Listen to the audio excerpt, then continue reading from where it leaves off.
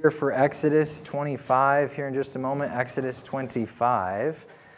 All right. Exodus 25.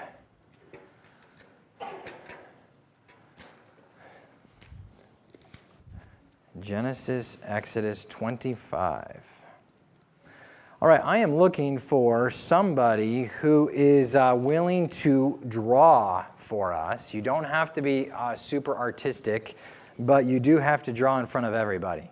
All right? I'm looking for somebody who can draw. Who wants to draw on my computer up here? Anybody at all want to draw for me? See how I draw and it shows up on the screen here? Anybody? Okay, Brett's going to come and he's going to do that. Wonderful. We're going to have a little bit of fun here with this. So we're going to read along, and I'm going to read out loud. You can follow along, and what we read, he has to draw. Okay?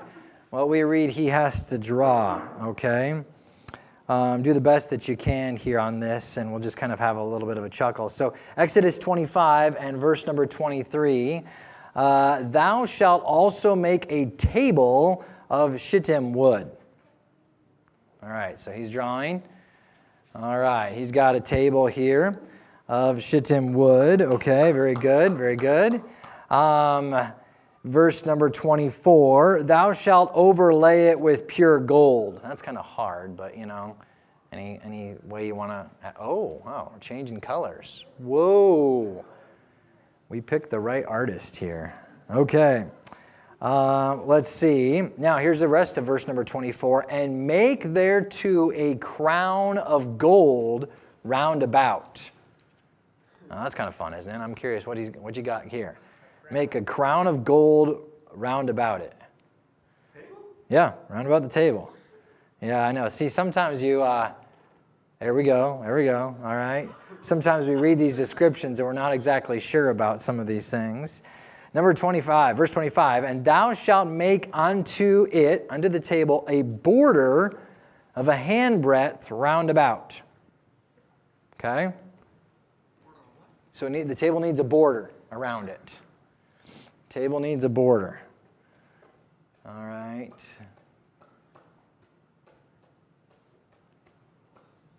Oh, look at that border. Wow. This is good. Okay. Let's see, verse 26. And thou shalt make for it 4 rings of gold, and put the rings in the 4 corners that are on the 4 feet thereof. Well, we got a little problem, but we only got 2 feet, but we'll see what we got. Okay, there we got 4 now. All right. And we're adding 4 rings on the feet. Okay. All right. That was verse 26. Verse 28. And thou shalt make the staves, the poles of shittim wood, and overlay them with gold, that the table may be borne or carried with them. So we got to have some poles on it to carry. Yeah, poles to carry. And there's, I think, 2 of them. I'm going to assume here. Oh, wow. There you go. Good, good. All right, let's see here. That was 28. 29. And thou shalt make the dishes thereof and the spoons thereof. So we need some dishes.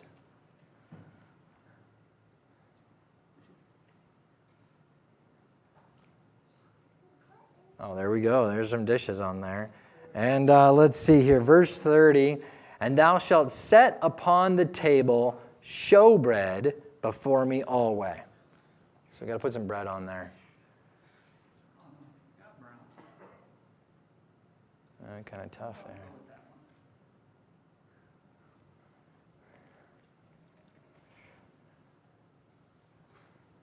Very good. All right, let's give him a round of applause here. All right. Thank you.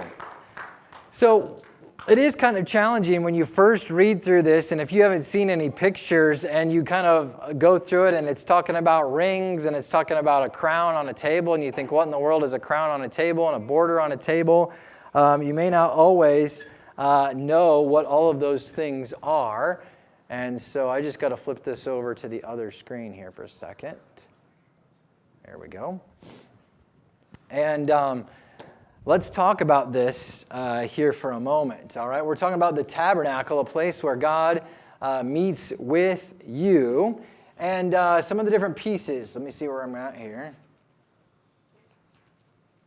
Hold on. Some of the different pieces. We've talked about the brass altar, right? And the importance of it. We talked also then about the laver, or the what we might call the bathtub. Talked about that as well. The Lord spoke to Moses. There's a picture of it. Very good. And then we talked last week about the candlestick, or the lampstand, and the fact that God gives us light in our relationship with Him. Okay? And some of the truths that we learn from it. Now, let's review some of these different pieces. If we're looking from the top, from the sky, if we were a plane going over, we would have down here, we'd have the altar, and we would have the laver. And this skinny one on the left is the candlestick. Here's our table that Mr. Brett just drew. And here's another altar, which we'll talk about in the future. And here is the Ark of the Covenant at the top. And someone has kind of noticed that if you were to kind of connect some of these different pieces of furniture together in this layout, there's a little bit of a symbol of the cross there. That's not necessarily a biblical concept that's like taught in the Bible, that the cross is there, but it reminds us of the fact that the tabernacle is a picture of Jesus. It's to point us to the Lord. It's to tell us more about our God. And so we just read the description, most of the description of what this table is like. And now let's look at a little bit of a video that is actually going to show us how the table was built. You shall also make a table of acacia wood. 2 cubits shall be its length, a cubit its width, and a cubit and a half its height. And you shall overlay it with pure gold, and make a molding of gold all around. You shall make for it a frame of a handbreadth all around, and you shall make a gold molding for the frame all around. And you shall make for it 4 rings of gold, and put the rings on the 4 corners that are on its 4 legs. The rings shall be close to the frame, as holders for the poles to bear the table. And you shall make the poles of acacia wood, and overlay them with gold, that the table may be carried with them. You shall make its dishes, its pans, its pitchers, and its bowls for pouring. You shall make them of pure gold. You shall set the showbread on the table before me always. So there you have a video of what the table of showbread looked like. All right, and that's the idea of that crown, that molding that's around it there. It looks kind of like a crown, doesn't it? Around the edge of the table. And then you can understand how with his poles in there, they would have been able to pick it up and carry it. Now, I have 10 statements that are very, very short. You can tell they're short because they're on a short little piece of paper like this. Would I have 10 people that would be willing to read these for me in a little bit? Okay, so Caleb's going to have one to read. All right. Not all 10, no. All right. Anybody else? No pressure one way or the other. But anybody else want to read? Okay. Thank you, thank you. 4 more if anybody wants. I do. Right there. Sweet. Thank you. Anybody else? Okay. All right, Amos, you got one too? Okay. All right. I got number 7. Okay, so what we got to do here is we are going to talk about this a little bit. And what we have up here is we have our showbread. All right, this is the bread, what the bread would have looked like. Now, in America, we think of bread looking totally different, but theirs would have looked like a pancake, all right? Or like a really thick tortilla, something like that, okay? Or like a pizza crust, all right? And so my wife made one, and this one's very simple. It's flour and water. So it doesn't have like, exquisite taste and seasoning and flavoring. This one's pretty simple. but she cut it. It's edible. You can see there's a little tiny piece out of there because I had one earlier to try it. And so you can have one in just a moment. So what I would like you to do, if you're physically able to do so, and I'll explain why in a minute, I'd like to have you stand around the table while we do the rest of the lesson. All right? I know it's weird, but I'll explain it to you in just a minute. One of you probably has the answer and the reason why on your piece of paper. I know it's totally different, but we're different anyway. It was so much fun to see everybody come in today and look at me and like, what in the world is all this table? This is different. We've never done this before. All right? So if you're able to and you want to stand up, here's your chance. And you may eat. There's cups there to put your popcorn in. You may eat while I'm talking. All right?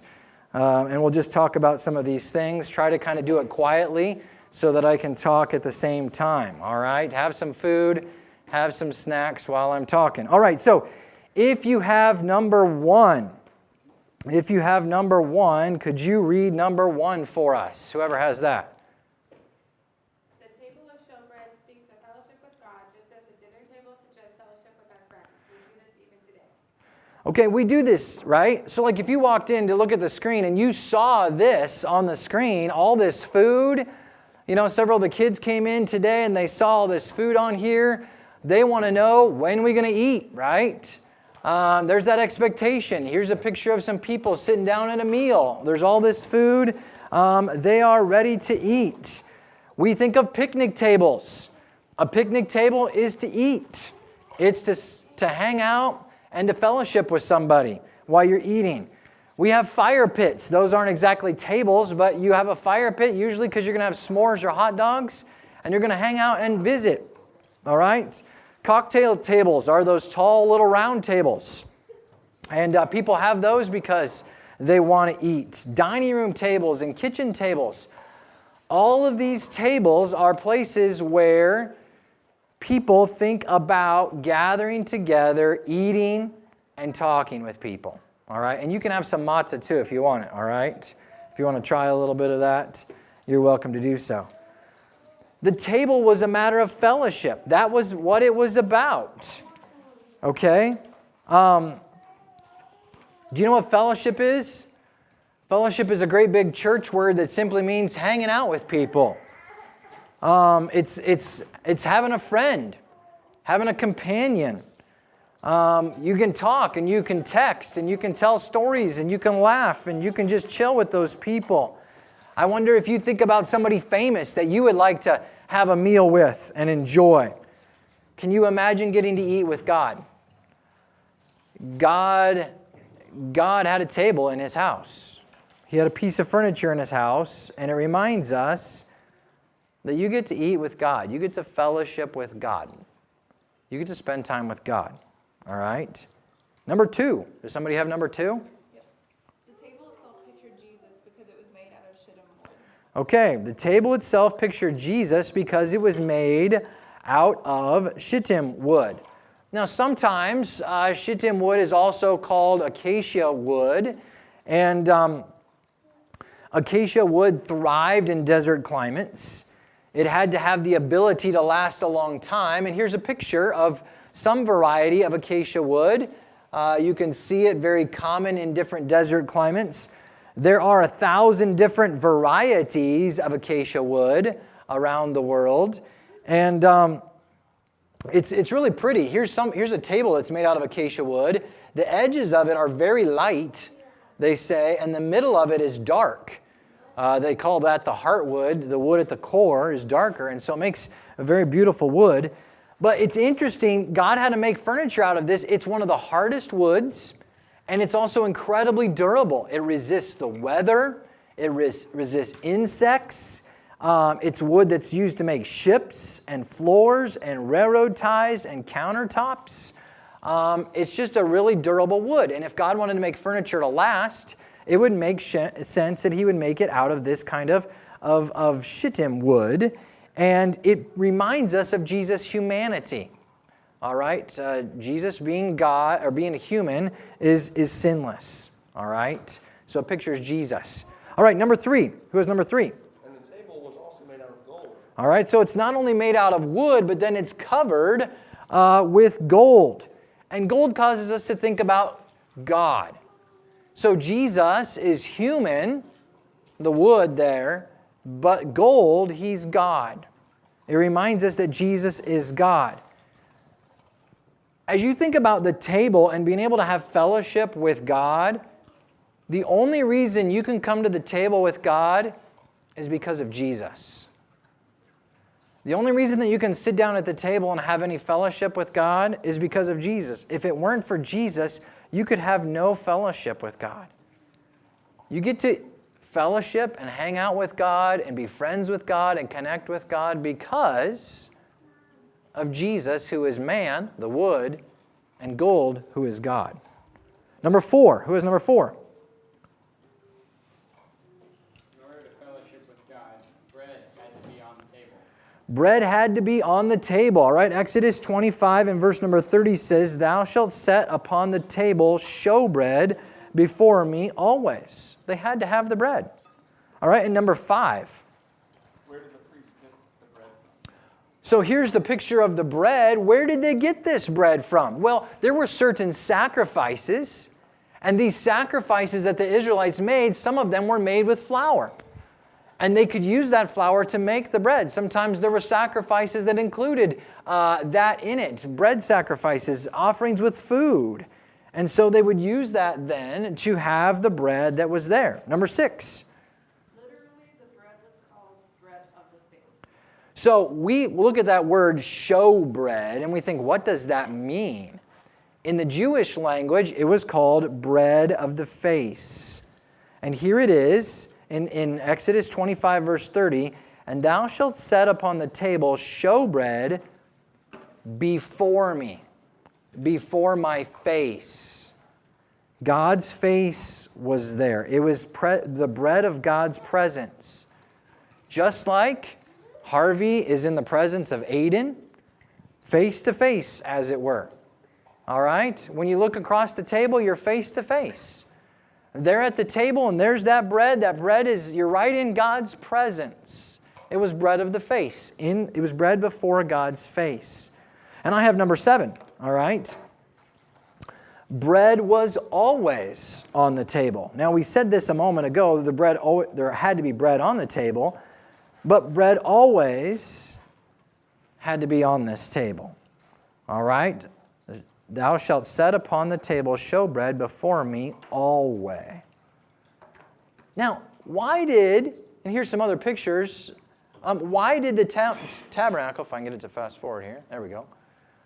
Why did it have to have bread on it all the time? Got another one from a little bit different angle. There's our candlestick on the left, and there's the table. The table would have been sort of about the same size as the one that we have the offering box on back there, except a little shorter. It was a short table. I don't know if that was because the Jewish people were shorter people, but it was not a big, tall table. It was a shorter table. And it always had to have bread on it. And as I think about always having bread on it, I think about the fact that sometimes with kids, they always want to eat, right? You know, and sometimes they just always want to run through and get a snack, open the refrigerator and see if there's some food. It can be any time of day or night. We had a big meal last week when we were with some family for the 4th of July, and getting on towards bedtime, there was a little discussion of dessert, and my dad said, well, maybe we ought to just fry hamburgers for these kids, you know. They're teenagers, they're hungry, they can eat any time. God always has bread on the table, and what it means is you can always fellowship with God. It's not like God's ever going to be too busy to talk to you. You can talk to Him at 5 in the morning, you can talk to Him at midnight, you can talk to Him at 3 o'clock in the afternoon. God's never too tired, He's never too busy, He's never working and therefore can't talk to you. You can always fellowship with God. You can always come to the table and be with God. You can always spend time talking to God. There are times when I can't talk to you. There are times when I miss the phone call. There are times when I'm asleep. There are times when I'm talking to somebody else. There are times when I'm working. There are times for all of us when we don't want to talk to anybody, right? Like, leave me alone. God never has that. You can go to God and talk to God any time of the day, any time of the night. And the fact that there was bread on the table always reminds us of that. We have 3 more here. Number 8. If bread were not on the table, they could not fellowship with God. If bread were not on the table, they could not fellowship with God. If there had to be bread always on there, that meant that if they didn't have bread, they couldn't fellowship with God. And it reminds us of the fact that Jesus says, I'm the bread of life. If they didn't have Jesus, there would be no fellowship with Him. And sometimes in our Christian life, we forget how significant and how special Jesus really is. But Jesus is the one who makes it possible for you to talk to God.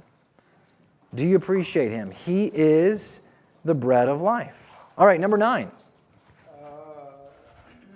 Only the priest could eat this bread, and they ate it while they were standing as we are right now. There you go. So Caleb has the clue. 2 parts to this. Only the priests could eat this bread.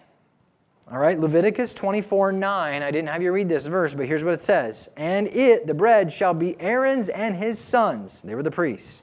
And they shall eat it in the holy place. For it is most holy unto him of the offerings of the Lord made by fire by a perpetual statute. It was theirs. They were the ones that were allowed to eat it. All right, only the priests could eat it. And you know what's interesting? Here's a picture. Here's a table. But do you notice there are no chairs? In all of God's house, there were no chairs. Why didn't God's house have any chairs? We would be disappointed if there weren't a sofa or a love seat or a rocking chair or a bean bag or some place to sit in our house. You'd get tired after a while. But the point was that the priests were there to serve. They were priests. They were there to serve God. They weren't there to sit. They were there to serve. And the serving goes with the fellowship. They go hand in hand. We will serve God when we fellowship with God and spend time with Him. The more you enjoy God and talk to God and have devotions with God, the more it ought to encourage you to go out and serve God. But if you try to serve God without spending time with Him and fellowshipping with Him, after a while your service will get really old and really dry. They go together. The priests could eat it, but they weren't to sit down because they weren't there to sit. They were there to serve. And God saved us to serve. We ought to be serving Him in some way in our life. Serving in the church, serving Him with our lives. Do you have both parts in your life?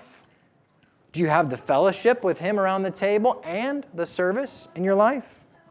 And number 10, here's our last one. Many pagan nations gave their gods food, so how was Israel's ritual different? Okay, a lot of idol worshipers gave their gods food. So how was this any different? 2 thoughts here about this, and we'll wrap it up here, all right? All of this was a reminder that God wanted to fellowship with His people. You come in and you see a table, you expect people to sit down, talk with each other, and eat together. It was a constant reminder. Our God cares about us, and He wants to talk with us. Theirs, for the other idols, they were bringing food for their God to eat. This wasn't for God to eat. This was for people to eat, and it was something to remind them God wants to fellowship. But number 2, it reminded them God provided for them. He is the bread of life. He meets our needs. And sometimes it's actual physical food. Sometimes it's our relationship with Him. Jesus said, I'm the bread of life. He that comes to me shall never hunger. He provides for us. He meets our needs. Man shall not live by bread alone, but by every word that proceeds from the mouth of God. He provides that fellowship for us and that relationship with Him. Not just physical things, but the spiritual things that we really need. And He invites us to pray unto Him, give us this day our daily bread. All right? So, as we think about the table of showbread here, got one more slide. Jesus is my fellowship. Because of Jesus, you have the privilege of hanging out with God. I'm not trying to make it light. God is holy. But I want you to understand that God actually wants to spend time with you and have a friendship with you and have a relationship with you. And you can have that because of Jesus Christ. I hope that you've made the decision to put your faith and trust in Jesus and enjoy that. Imagine somebody saying, you know what, I want a relationship with God, a relationship with somebody, all right, on the human level, but they would never eat with them. You know? Husband and wife, you know, saying they want to be close to each other, but they never eat with each other. It's not going to work out. You want a relationship with God? You got to come to the table. You got to spend time with God. Did you have quiet time today? Did you have devotions today? Did you talk to God? Did you listen to Him? Did you spend any time interacting with Him? That's coming to the table. Fellowshipping with Him. So as we think about the table, we think about fellowship. We think about hanging out with our friends around the table at Dairy Queen or in the backyard or at home. And we think about fellowshipping with God. I hope that you have a relationship and fellowship with God. All right? So it's a very different service, I know, but I want you to remember eating in church and that you can hang out with God and eat like that too and do it. All right? Let's pray. Father, thank you for the fact that in your house, in your tabernacle, you had a table just to remind us that you want to spend time with us, fellowship with us, be friends with us because of Jesus. So I pray for every one of us here today to make that a priority in our lives and for us to enjoy it more and more every day. In Jesus' name, amen. Thanks for coming tonight. You're dismissed.